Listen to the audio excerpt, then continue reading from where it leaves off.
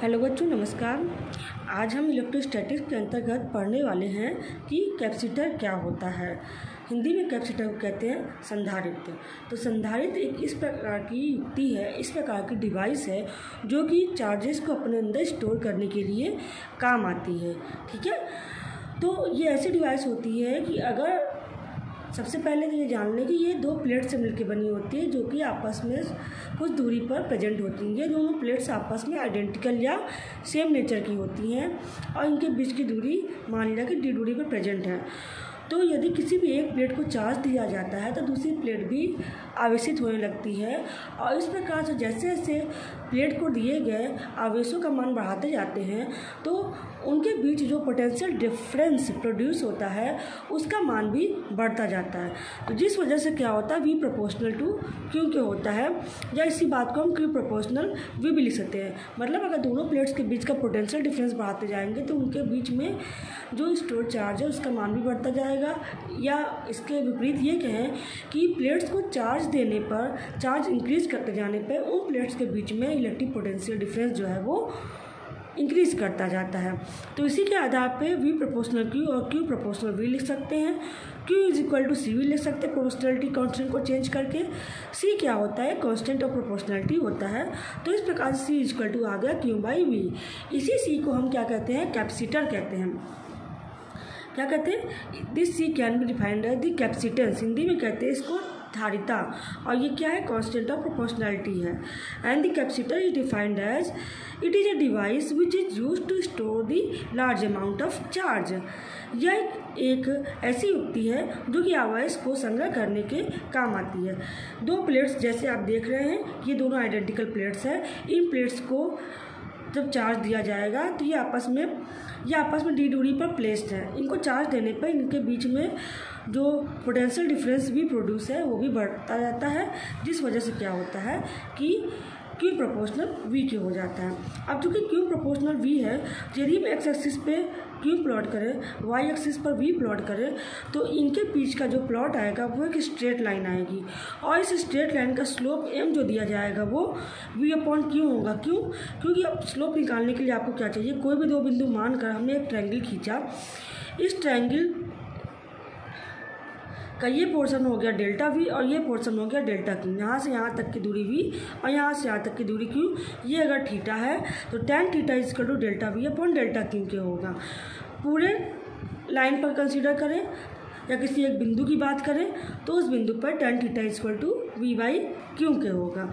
तो इस प्रकार tan θ = V/Q, और जब इसका रिवर्स कर देंगे C = 1/m, तो ये हो जाएगा Q/V के। यही हमारी धारिता कहलाती है।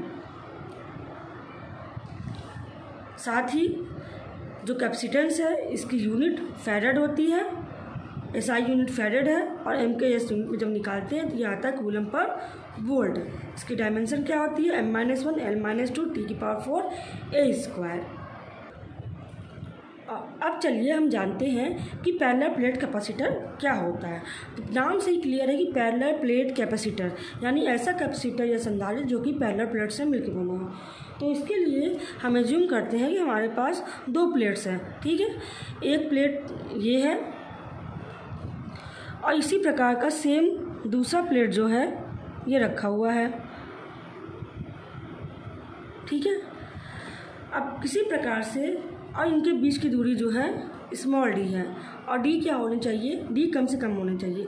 तो जब ये नंबर 1 प्लेट है, ये नंबर 2 प्लेट है, जब प्लेट नंबर 1 को यदि हम किसी तरह से पॉजिटिव चार्ज अगर हम दे दें इसे, तो क्या होगा, इसको पॉजिटिव चार्ज देने पर इसके पास में चूँकि ये एक प्लेट प्रेजेंट है तो इसके इंडक्शन की वजह से इस प्लेट पर, चूँकि इस पर पॉजिटिव चार्ज देने की वजह से होगा क्या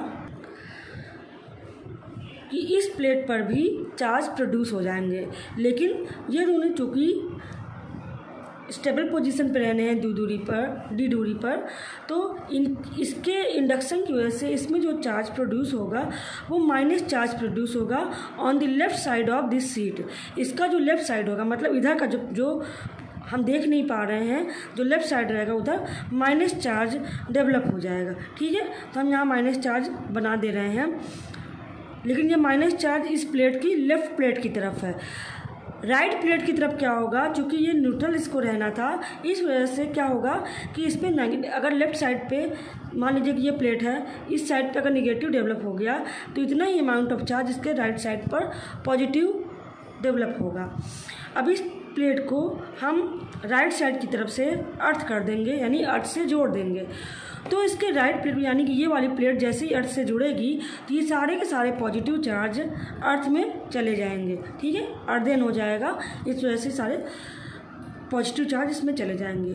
तो होगा क्या, इस प्लेट पर इसके लेफ्ट साइड पर केवल और केवल निगेटिव चार्ज बचेगा और ये वाली प्लेट पर क्या है, प्लस चार्ज डिस्ट्रीब्यूटेड है यूनिफॉर्मली, क्योंकि जब भी इसको पॉजिटिव चार्ज दिया जाएगा तो ये पॉजिटिव चार्ज इस प्लेट पर यूनिफॉर्मली डिस्ट्रीब्यूटेड हो जाएगा।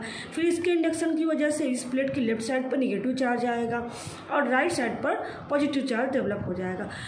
जैसे इसको अर्थ से हम कनेक्ट करेंगे, राइट साइड का पॉजिटिव चार्ज पूरा का पूरा अर्थ में चला जाएगा और इस प्लेट पर केवल निगेटिव चार्ज बचेगा और इधर पॉजिटिव चार्ज है।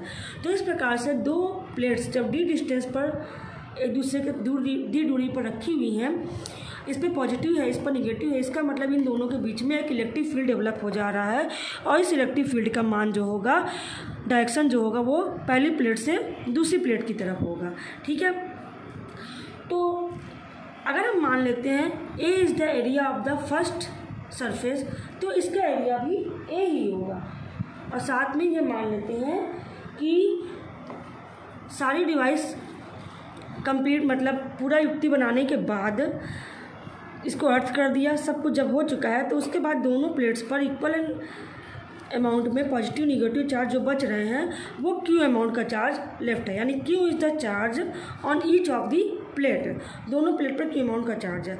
अब रही बात इलेक्ट्रिक फील्ड कितनी होगी, तो जब हम लोगों ने एक शीट के द्वारा इलेक्ट्रिक फील्ड किसी बिंदु पर निकाला था तो आया था कि इलेक्ट्रिक फील्ड ई बराबर होता था सिग्मा अपॉन 2 एप्सिलॉन नॉट। अब यदि हमको इन दोनों के बीच की बात करनी है तो क्या आया था, इस वाले की वजह से जो हो जाएगा, मान लिया कि E1 लग रहा है, जैसे कि हम बता चुके हैं E1 इधर लगेगा, इसकी वजह से क्या लगेगा, इसकी वजह से भी E2 का मान इधर से इधर डायरेक्शन में होगा, ठीक है। इससे बाहर की तरफ E1 जाएगा और E2 का डायरेक्शन जो है निगेटिव चार्ज की तरफ होगा। तो E1 और E2 दोनों बराबर होंगे और सेम साइड में होने की वजह से E का मान हो जाएगा E1 प्लस E2। तो sigma upon 2 epsilon not, sigma upon 2 epsilon not, ये दोनों जुड़ के क्या आ जाता था, सिग्मा अपॉन एप्सिलॉन नॉट। तो इस प्रकार से दोनों प्लेटों के बीच में जो इलेक्ट्रिक फील्ड डेवलप हुआ है वो सिग्मा अपॉन एप्सिलॉन नॉट है, ठीक है। साथ ही हम लोगों ने इलेक्ट्रिक फील्ड और इलेक्ट्रिक पोटेंशियल के बीच में जो रिलेशन पढ़ा था वो रिलेशन आया था E is equal to V upon D, जहाँ पर V क्या है, V is the potential difference produced, क्या है, potential difference between plates.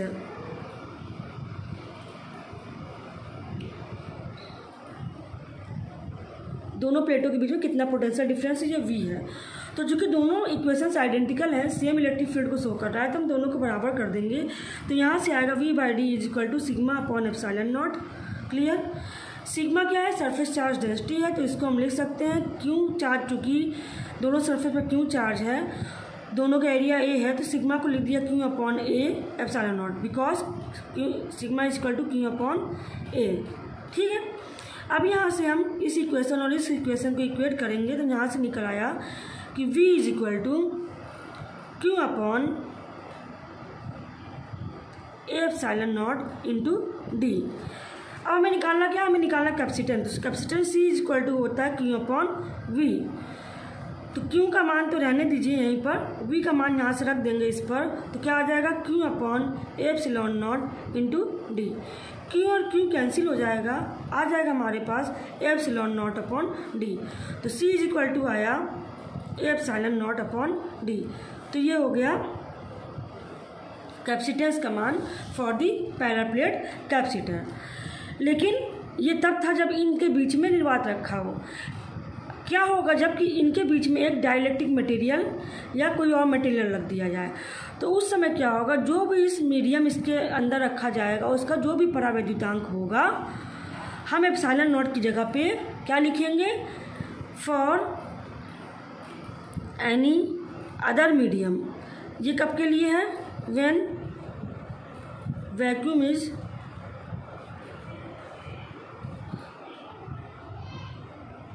Between the plates, जब दोनों प्लेट्स के बीच में वैक्यूम है तब। लेकिन for any other medium between plates, दोनों के बीच में अगर कोई दूसरा मीडियम है हैविंग डाइलेक्ट्रिक कांस्टेंट